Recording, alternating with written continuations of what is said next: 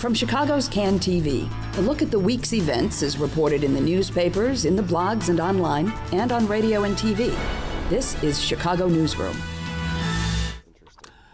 Well, hi there. Welcome to the show. I'm Ken Davis. So, have you got your concealed carry permit yet?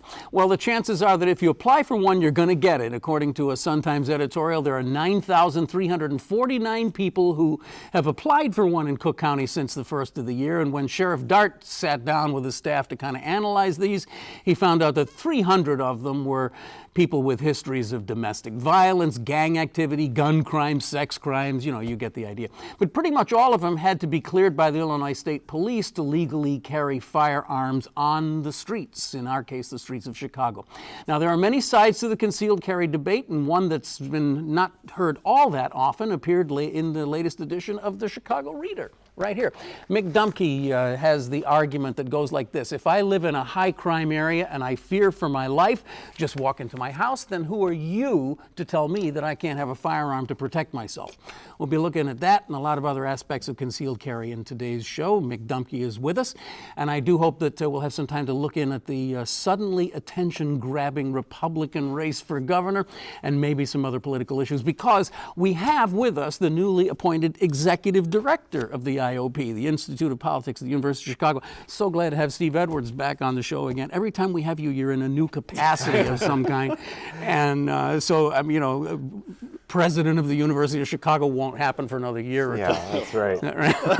Oh, now he's in trouble. Oh, I didn't mean to get you. So anyway, congratulations on your new appointment, and thanks for being on the show. Yeah.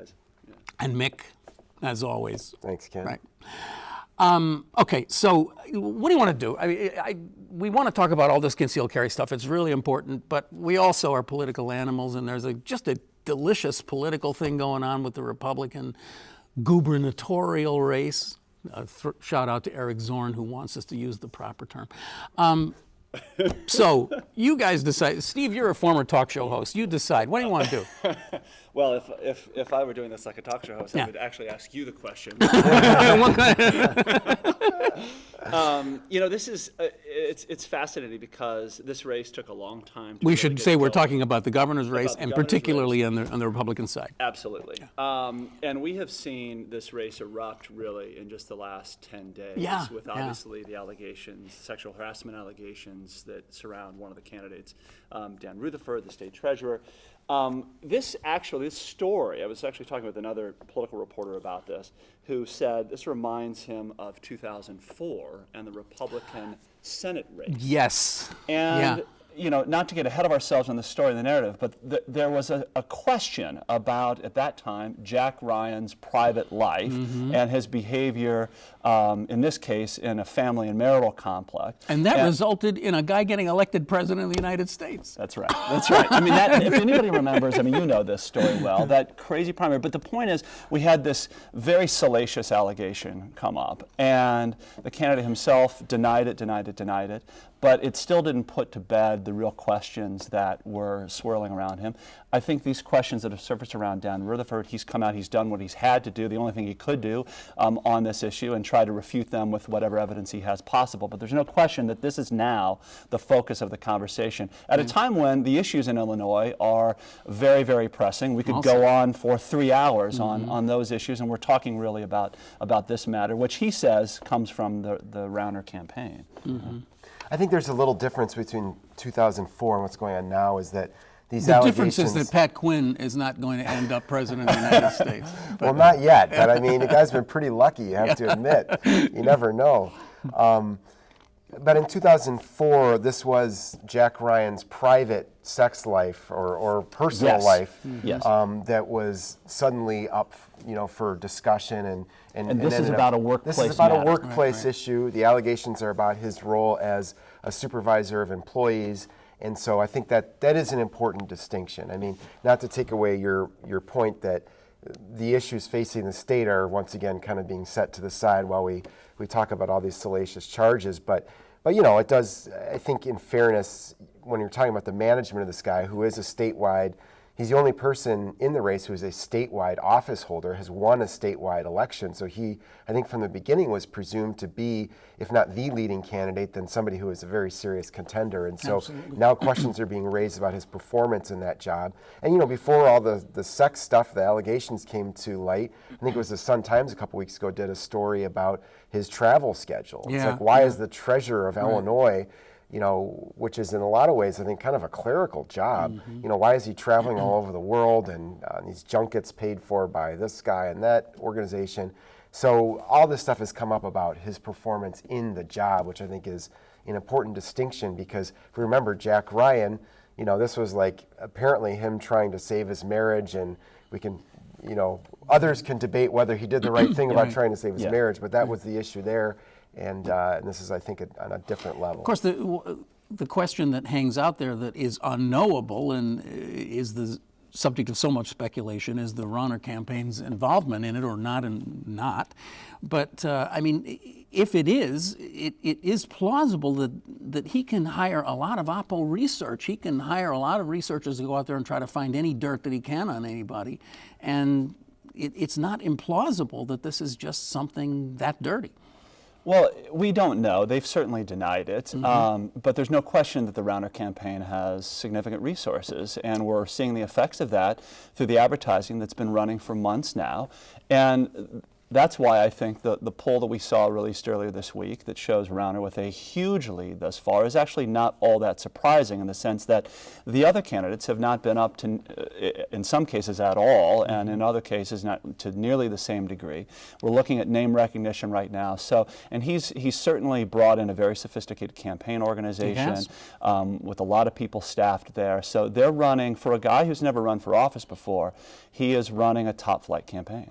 And it probably didn't really, when you look back on it, it probably didn't really help the other three that they kind of all sort of gelled together in one glob and just said, let's all fight Rauner. Because when you do that, I can see the logistical reasons why you might want to, but when you do that, you're calling attention to the fact that he's just so much stronger than we are. Yeah, and you know, this gets back to the Rutherford point too, which is why I think these allegations are damaging. You're right, it's about workplace, it's about leadership, and it's also about competence in the job, which was the one thing he was really advocating, and that was his calling card. I've won statewide, I've run a statewide agency, I'm an executive, I've been in the legislature, I know how to do this. And these allegations really call into question that. Yeah. Do you know how to do it? Right. I mean, that's really what it gets So at. then, of course, we come down to what appears to be almost a foregone conclusion that Rauner is going to become the Republican nominee. I mean, we can probably almost fast forward a little bit here. So is he really a formidable opponent to Quinn? Do we have any sense of that at this point? Well, there is more than a month still to the election. So I agree that he's got a substantial lead. A lot can happen. You know, who knows if there's something out there about Bruce Rauner. I mean, he's thrown a lot of money around and a lot of people. There's still... We haven't hit the heart of the debate season yet. That's right. And who knows? One of these people could fully implode, and that could change the dynamic, and it could end up being a two-person race. I mean, there's just a lot. I agree with you. At this point in time, it looks like he's the nominee. So let's assume for a second that he is. Yeah, I think he's definitely a formidable opponent. I mean, Pat Quinn has... not operated from a position of strength since he became the accidental governor. On the other hand, you guys, it's a long time till November. And that's for Pat sure. Quinn has been around for a long time. It's easy to underestimate this Yeah, guy. He's a pretty wily politician, you know, in his own right. And there's going to be a lot of people I think are going to be rallying behind Pat Quinn just because he's not Bruce Rauner. I can't help but remember the late, great Tom Roser, who used to appear on Bruce Dumont's radio show many Sun-Times columnist, long time ago, Sun-Times columnist. And he, probably in the 80s at some point, would sit there and say, you know, Bruce, you got to keep your eye on that Pat Quinn. He is ruthless. He's wily. He's going to go places. And of course, he didn't like that, but you know, it turned out that it kind of happened. He's a remarkably effective campaigner. We've seen it throughout his entire political history, and he's likable. So and all he needs to do, which he proved in the last election, is get one more vote than the other guy. He doesn't need an overwhelming mandate, and he'll still be the he'll governor. sit in your driveway until you vote. Guys, I wouldn't bet against Pat Quinn. I Honestly, completely sitting agree with there. that. I do one quick thing on this, though, Yeah. on Bruce Rauner. I think actually the tone and tenor of his ads are telling. I think if you listen to his language, if you look, it's not just him, with the hunting jacket out in the field. It's the kind of colloquial language, the way he's talking. He's trying to be relatable and likable, which he knows is one of the things that Republican candidates in Illinois have had a hard time doing in the race for governor, and it's one of the things that Pat Quinn has a reservoir to build on too. He fall back. And on. in the general election, sorry, Ken, Sorry, in the primary, other Republicans aren't going to go after this guy as much for pretending to be a normal dude who owns how many houses all over the country. Right. Like, they're not In the going to do general, any though, kind of class, you're wealthy and you're claiming to be one of us kind of thing. But in the general election, you can be You're sure already seeing that that's with where some of the Democrats are super gonna PAC go. money coming in from the other side. Yeah. But the other wild card in all of this is that we haven't yet heard from Paul Vallis, who is off, I don't know what he's doing Which is something perhaps else. the first time anyone has ever said Not that. heard from Paul Vallis. But I mean, he is going to just suddenly explode on the political scene in a few weeks, and then it's just going. I mean, there are going to be feathers everywhere in the air. I just can't even imagine how he's going to change the dynamic of things. Yeah, I mean, Vallis is, to your point, Mick, somebody who is very smart, very loquacious, and doesn't wait to be asked permission to speak on things. I think this is a really interesting choice. This is something that obviously now is in our rearview mirror, but I think there's upside for Quinn and there's also downside. We've alluded to the downside, that they're off message or contradictory, or that Vallis sucks the oxygen out of the room, so to speak. I think the upside is that Vallis had strong appeal when he ran for the governorship himself among suburban voters. He won the collar counties. He's somebody who has an issue set that appeals to many voters in that part of this region. That's an important area for the Democrats to be competitive in. And he's somebody that also brings gravitas around budget issues and around education issues that I think helps the governor's side, at least, thinks that's going to help underscore his case. That's two-sided too. That's the education two-sided too. piece, It's controversial. because Yeah. He's extremely controversial. I mean, he's thought in many circles to be the guy who pretty much opened the Pandora's box of privatizing education. You know what, though, guys? As time has gone on, I think he's remembered fondly by a lot of people, even in education circles, because especially up against Bruce Rauner. Are you kidding me? Like, he never, you're right, he started some of this stuff, but he hasn't called essentially for the demise of the teachers union and all this kind of thing. He's still, I think, thought of finally what I think of as kind of the rainbow push set, this kind of old African-American activists and stuff in the city. He's still considered a person who they could work with. I Very think. interesting. So we should change subject, eh? This one. There is no issue that I can think of where I personally am squarely on both sides of the issue. I mean, I cannot make up my mind about this concealed carry thing at all, because I will say straight out that I have always just been utterly and completely opposed to it because I'm just anti-gun. I mean, I think being anti-gun is so nice until you actually think about the planet that we live on, and you can't exactly be anti-gun. So you did this profile today of I forgot his name. I knew I would forget it. Gerald Vernon. Absolutely interesting profile. Tell us about this guy. Well, Gerald Vernon is a longtime firearms instructor and an advocate for gun ownership rights. And we've heard this perspective, in a sense, many, many times in the gun control debate. But obviously what was interesting to me is that, he doesn't come at it from the same place. I mean, this is a guy, he's a middle-class African-American, grew up on the South Side, considers himself a child of the civil rights movement and the Black Power movement. I like to say he's a member of the NRA who also has a framed photo of Malcolm X up on the wall.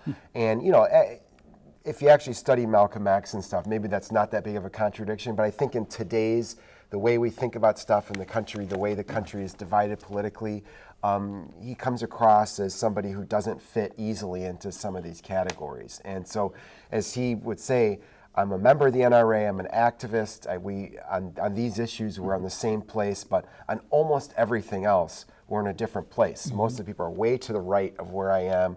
Other social issues, he's going to be probably far to the left of mainstream America, actually. or in middle America.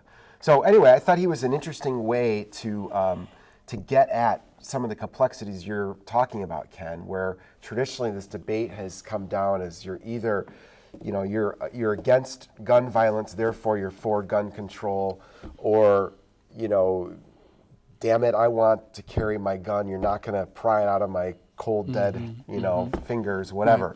And it's a lot more complicated than that. And people, I'm really interested in people like Gerald Vernon who have thought this through very, very seriously. He has a clear position, which I don't agree with personally on every level, but it's kind of hard to argue with him in a lot of ways. Right. I live in a high crime area. You're going to look me in the eye and tell me that as someone who's never broken the law, beside maybe a speeding ticket, that I can't, I can't carry out my constitutional right to bear arms. And I have to say, too, that one of the things that really began to break me down on this is the racial issue. Because it's like, how do I, as a white guy who lives in a relatively safe part of the city, look in the eye a black guy who lives in a terribly crime-ridden place who says, I want protection, and you're telling me I can't have it because you're against guns? And that's kind of Gerald's story in some respects. I think that is Gerald's story. I think that's kind of where he's coming from. We're three white guys talking about it, but yeah, absolutely. And it's been a challenge to my thinking too. Because let's be candid. Let's just break it down. If there aren't guns, there's not gun violence. I mean, that is true. Right. Yeah. And so there is something to be said for the argument that as you open access to guns, you do increase the possibility, the probability that they're going to be misused or fall into the wrong hands, that people are going to slip through the cracks of a registration process. Oh, yeah. We have completely or otherwise law-abiding people who get too hot under the collar now have access to something that they didn't have access, and the entire incident escalates far beyond where it would, too. That's true, although I'm pretty sure, I seem to remember reading about how stabbings went up during the winter season because people are cooped up and all this, and so you're right. I mean, it's it's not the same thing, but human nature being what it is, people do get angry and lose it. And when there's weapons around, things can get more dangerous. But the thing that doesn't change, though, and the thing that the part of my opinion that has not changed is I just don't get it. I mean, I understand the emotional impact of this, wanting to have my protection with me. But pretty much every study will tell you that just because you've got a gun in your pocket or in your purse doesn't mean you're any more protected from the bad guy. You may be a good guy with a gun, but if the bad guy with the gun comes up behind you and puts it right up behind your head and says, give me everything you got or I'm going to blow the top of your head off, you don't really have time to reach into your purse and get it and shoot him. Yeah. So what probably happen is he's going to take your gun away and another gun is going to cross over. But as you know, one of the arguments that Gerald and others will make is that with concealed carry now, a perpetrator doesn't necessarily know who's carrying and who's not. That's right. That's true. So you've introduced this idea of deterrence, sort of concealed deterrence, in a way that potentially forces some people to think differently about whether they might commit an act of violence. I haven't seen the data on that to know if that's true, but that is one of the arguments. Well, there are studies that have underscored that point, but there are other studies that say that it's not clear. I mean, this has been studied a lot. Like coffee or something. Yeah. Is it good for you, bad for you? Exactly. Yeah. And I don't think the data is conclusive, or final one way or the other. Well, we are all three people who are students of media, and these are issues that are really playing out red hot in media. And I just had this weird thought the other day, walking across a parking lot, that what will happen is when this thing becomes fully engaged and everybody who wants to carry is carrying, there are going to be 2 or 3 absolutely unpredictable events of one sort or another that are going to become iconic moments in history. Some innocent person is going to get assaulted and they're going to turn around and blow this guy away and they're going to become a hero, or somebody is going to think that there's a school shooting going on and go in and shoot up a bunch of people and it wasn't, and it made a horrible mistake. Right, yeah. made a horrible mistake, and it will turn public opinion one way or the other. You say that, and I think that's certainly possible. But what's interesting is we're talking about a state of affairs that's dramatically new in Illinois, but not in many other states in the nation. That's what I was going to say. This is We're not the a new state of 50th affairs. state to do this. Yeah. We're number 50. We're not breaking new ground here. Yeah. We're the last to do this. Right. Society has not crumbled any more than perhaps it was already crumbling in the rest of the country when this happened. Yeah. There's still, and Chicago still has an extraordinarily high rate of gun violence. And I know that's, we can go back and forth on why that is, and the fact that there's a patchwork of laws and all sorts of stuff instead of one consistent set of federal law. But, the point, you guys, I think is that, I'm sorry to cut you off, Steve, but it's like, this is not breaking new ground, so I don't know. One thing just to add to this, that I was part of a series of public conversations that we had at the experimental station in the Woodlawn Hyde Park area in January, where we were having a conversation with people from all sides and a true give and take around this issue in the backdrop of an exhibition where artists were asked to respond to the new law. I talked to somebody who was there, and they said that it was remarkable for how moderate it was, that the people weren't yelling and screaming. It's what we were trying to accomplish, to have a different kind of conversation that allowed people to express a full range of views about which they feel very deeply and are often diametrically opposed, but to have a chance to listen to others. There are a lot of things that were raised in this, but one thing that actually struck me was that you have those signs, right? If you've seen them, the placard that says, the sticker, no guns here.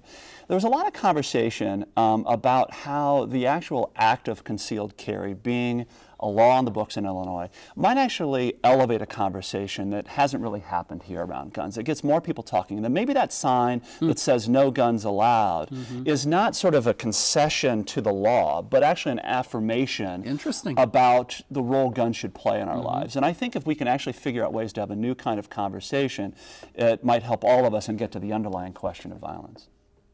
Well, that is an interesting thing that you point out, because I think that is one of the things that we have actually not had, is a dialogue about the role that guns play in our society. I mean, it's just you're either for them or you're against them. You're one side or the other. But the fact is that they're there. They're everywhere. I was having a conversation with somebody the other day, and I was saying, if you could imagine a Google map where, like Find My iPhone with a little blue dot where it is, and you could look at your 2-3 block area, and there'd be like a little red dot for every gun, you would probably be amazed at how many of them there are. That's an amazing thing to think about. You're probably right. They're probably just absolutely everywhere. And in the course of your day, you probably come within 3 feet of a loaded gun many, many more times than you think you have. So let's have the conversation about, okay, we've got this, it's there. Now, what do we do? What's next? I think I've even said it on your show before, Ken. I assume people have been concealing and carrying illegally forever. In this city and elsewhere. Well, let's be honest, in a lot of neighborhoods, that's the way people roll. I don't think it's just certain neighborhoods. I think, in certain neighborhoods, the violence is very visible, and it's obviously the numbers are higher, but I think a lot of people do have guns at home, and I think a lot of people carry them with them, even though they're not, even when they weren't supposed to. Well, you point out that one of the highest, the numbers are relatively insignificant, but one of the highest places of registration for guns is Edison Park, of all places, right? Yeah, and there were different, Yeah, and that was a little while ago, but yes, I mean, and why is that? There's no core, why does, downstate or rural areas, small towns, why is there seemingly a higher interest in gun ownership there when crime is lower? It's an old question. But you guys, I think there's a couple things we do have to just note quickly, is that, guns have been a part of American history, period. Whether you like them or not, they always have been. The country's independence was formed with guns, and it was written into the Constitution, and there's different interpretations of what the Second Amendment was supposed to mean. But as we sit here today, the Supreme Court has ruled and has interpreted that to mean that it's personal handgun ownership is allowed.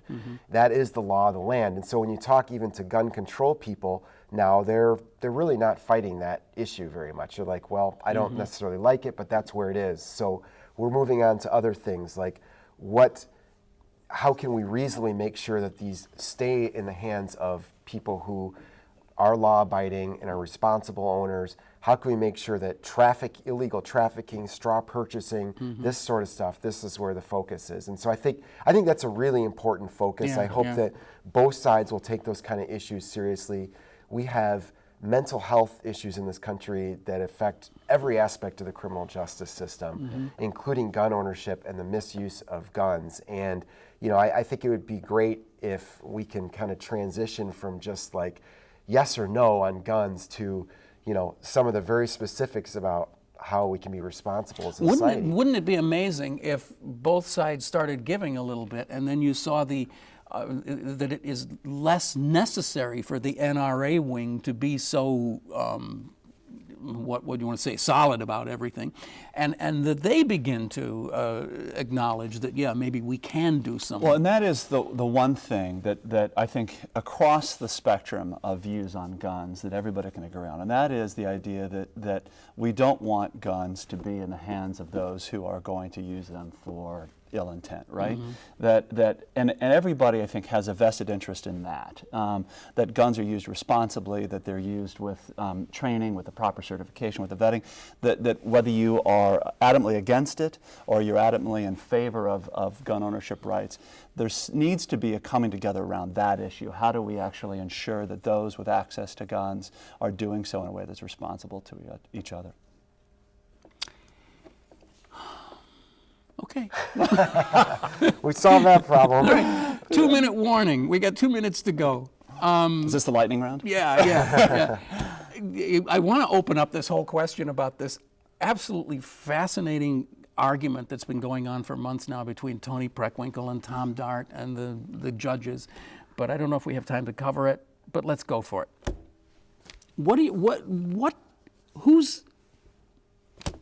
What's going on with this? You have Tony Preckwinkle saying that, well, it's all about who can be released from Cook County Jail and under what circumstances, right? I mean, Mick, you've covered this in greater detail than I have recently, but I would just begin by saying, there are a couple of issues at play here on the surface. One is, very quickly, you have, the continued problem of overcrowding at the jail, something that ebbs and flows, but is sort of always in the mix. And what do you do with that population? How do you actually address that issue? You also have a separate related question, which President Preckwinkle spent a lot of time talking about, and that is sort of the population inside the jail. She likes to talk about that being the intersection of race and poverty, nonviolent drug offenders awaiting trial, most of them, not convicted of their charges, those kinds of things, and trying to figure out a way in which you can actually address both problems through means, mostly through the sort of electronic monitoring and release. And the question really is, who gets to decide who's eligible for that, who manages that, and who suffers the consequences when you make a bad call? All right. Yeah. Judges are setting very high bonds compared to the rest of the country, so people coming up, and again, we have to emphasize these are people who have not been convicted of the crimes they're charged with. That's right. And so the bonds are very high. Most of the people who end up being jailed, of course, end up being poor. Not because they can't pay the bond. That they can't pay the bond, and so it ends up being a measure of your financial means rather than specifically the charge you're facing and your danger to society. And that's the problem. And then it's costing us as taxpayers money, and it's dangerous and it's illegal to have $52,000 a year. In the last few seconds, though, it actually comes down to just raw politics, because it's all a matter of who's going to get measured for the jacket when somebody who does get released goes out there and kills 4 people in a McDonald's, right? And by the way, a lot of people serve their time and then go out and do something terrible. Politicians don't seem to think that's a big problem, but yet here we are with this. Guys, thank you so much. Thoroughly enjoyable conversation. Wish we had another 2 hours to go. We could do it again. Hope you both come back again sometime. Anytime. All right, thanks. Mick Dumke, Chicago Reader. Steve Edwards, Executive Director of the Institute of Politics at the University of Chicago on the Midway. You've been watching Chicago Newsroom. It's community service of CAN TV. You know you can watch us on TV all the time. But if you want to watch us when you want to watch us, check out this address right here. Watch us on YouTube, and you can subscribe on iTunes. You know all that. Thanks for watching. See you next week on another show right here on Chicago Newsroom. I'm Ken Davis. Bye.